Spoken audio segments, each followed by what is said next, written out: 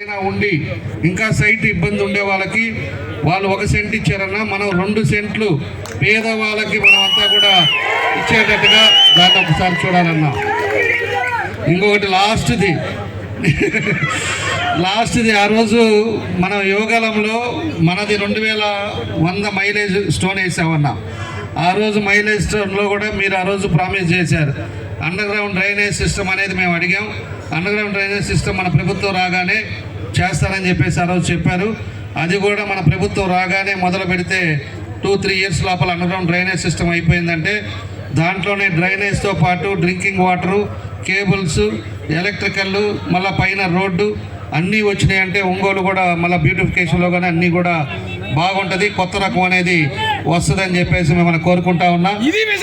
ఈ తప్పకుండా కూడా మీరు ఈ కాన్స్టిట్యుయెన్సీ దత్తత తీసుకొని మనకి మీరు సీరియస్గా ఇవన్నీ కూడా మీరు చేసి మా వాళ్ళు చేసేదానికి, ఎందుకంటే మనం అన్నీ కూడా పార్టీ ఏది పెట్టినా కూడా ఒంగోలులో ఒక కమిట్మెంట్గా మనం అందరూ కూడా మన కార్యకర్తలు కానీ మన వాళ్ళు కూడా చేస్తాం.